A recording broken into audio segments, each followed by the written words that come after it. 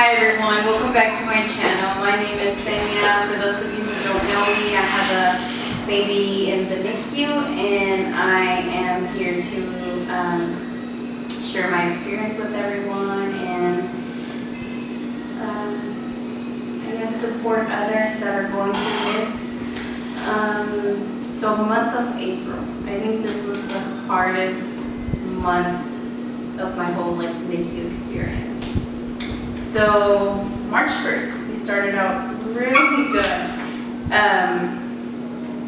Julian kept growing, and I was sick during the beginning of April, so I wasn't able to hold him. I would wear a mask whenever I went into his room, and I was actually not supposed to go to the hospital at all.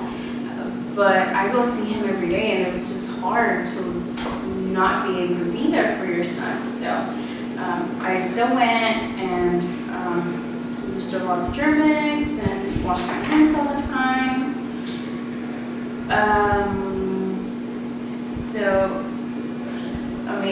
April, oh my God.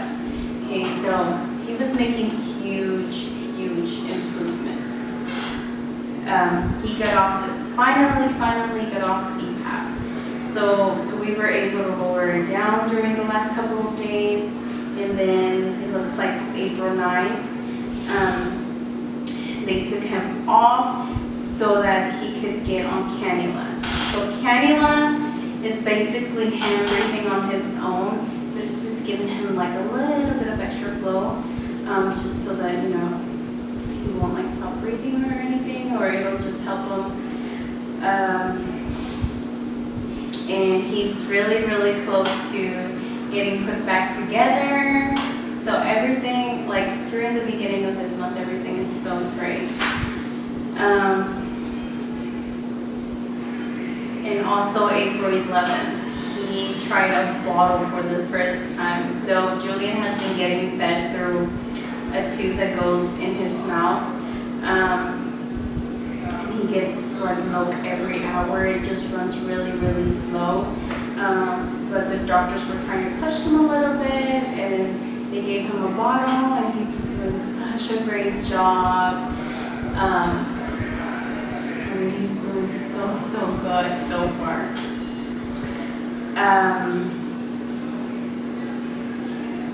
I did start to notice though that around April 11th, maybe that weekend, he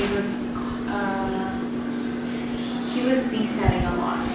So, he's been really good. His machine never goes off, or rarely goes off. But this week, it's been going off a lot, and that's not Julian. So I knew that something was wrong, but he didn't show it, because he was just a happy baby. He was looking everywhere. He was more alert than he was 2-3 weeks ago. He's closer to being a full-term baby. So, let's see. Okay, so April the 13th, Julian tried bottle feeding, and he was doing an amazing job. He started bottle feeding April 11th. April the 12th, throughout the day, he did good, but starting at night, he wasn't doing very well. April the 13th, I got there, I fed him, and he took it, but he was grunting all day. We didn't know what was wrong with him.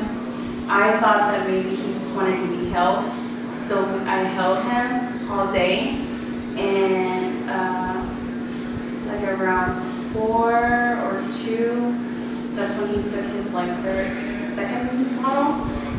So I was holding him and he was grunting. When I was ready to put him back, he started throwing up. And that's unusual for him to do, because he's been getting milk for so long, and for him to start throwing up out of nowhere, it's just not normal. So I told the nurse, and we thought, okay, maybe it's just because I didn't burp him. So we laid him back down, and then we waited a little bit. He kept grunting. He kept throwing up. His throw up was looking green. So I knew something was wrong. I didn't know what it was. I wasn't expecting it to be what it was, but something was wrong. So my mom came over after her job to spend time with him, and we were both talking, and we were just like looking at him. He was starting to get a little pale, not extremely pale, but just a little bit. And we were with him for about 2-3 hours. So the nurses do shift change from 6:30 to 7:45. Gosh, so sorry, I got a little bit emotional.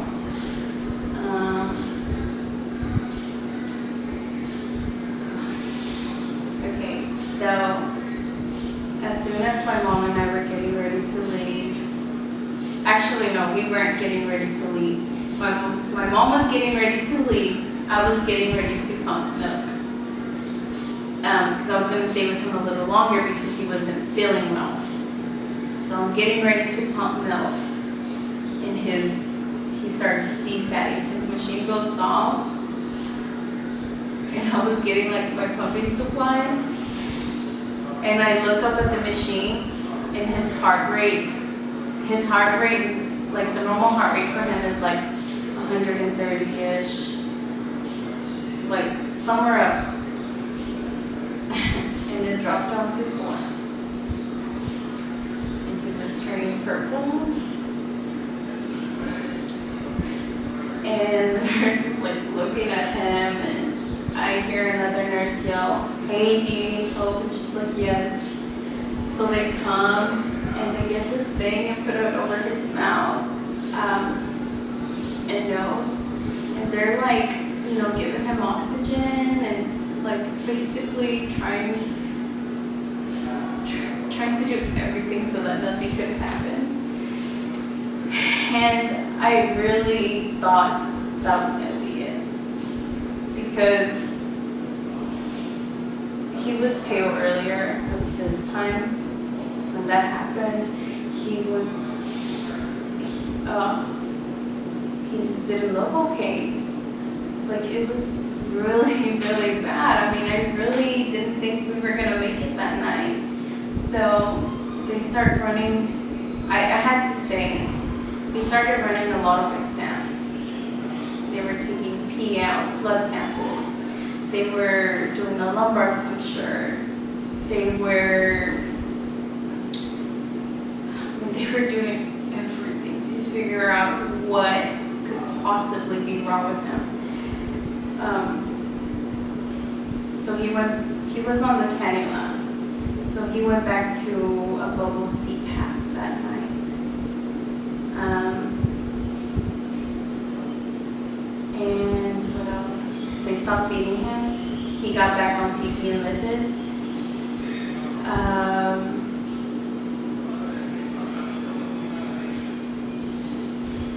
I don't know, he was just getting a lot of exams, right?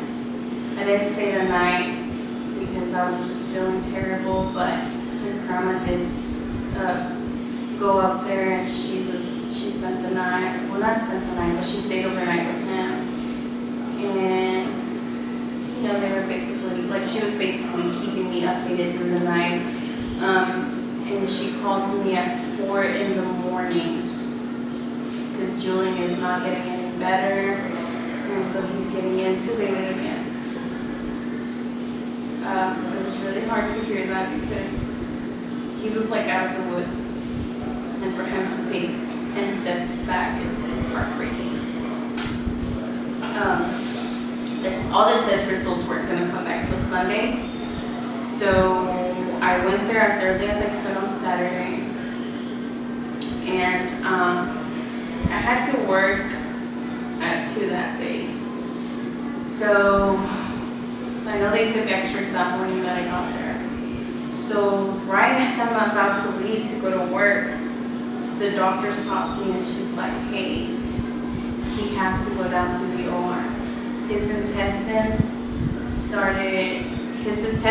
in the x-ray that they did looked like he got neck again, necrotizing enterocolitis. and he had to get surgery. So I called into work. His surgery took an hour this time.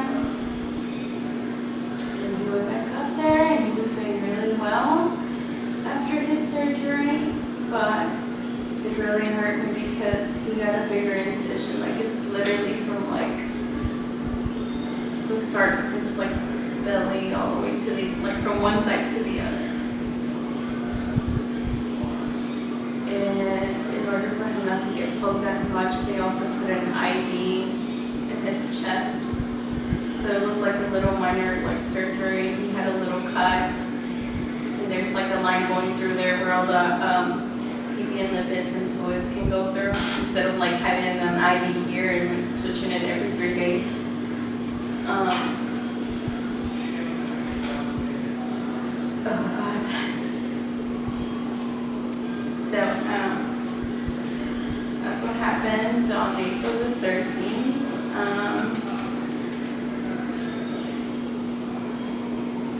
He was getting a little better, like day by day. He's getting a little better. They're gonna try eating whenever he's ready to eat. They're gonna do the exact same thing. Give him a little bit of milk and try to like reduce the TB and lipids and go up on the feeds. It took him a while to, so he was intubated because of this. He was intubated for a while. Because, you know, it's I mean, he was really, really sick. He couldn't breathe on his own. Basically, he was back on life support. So he was intubated, and then he had to work his way back up to the CPAP, and then he had to work his way back up to the cannula, which was where he had left off. Let's see. Okay. The hardest thing I heard that week was, okay, so for his first surgery, he got 5 centimeters of his intestine out. For the second surgery, he got 40 centimeters taken out. So that's around 17 inches. 17 inches. He's gonna have, For his 1 month or? he's gonna have problems with his digestive system for the rest of his life. Imagine taking out 17 inches out of a baby's gut. So yeah, anyways, eventually he did work his way back up to cannula. Looks like they took the CPAP off on April the 24th. So he went back to cannula that day. He was gaining weight, and I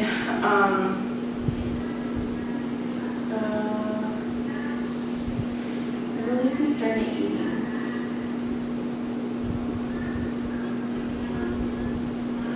Yeah, so April, he got really sick, got surgery, got 17 inches taken out of his intestines. He worked his way back again from getting intubated to the CPAP to the cannula. He started slowly eating, and just so that you guys know, his surgery to put him back together was in May. But since he got sick, that pushes his surgery at least 3 months from now. May, June, so around July, because even if he does get better, the doctors don't want to go in there and put him back together because that'll be scar tissue, so they don't want to do that.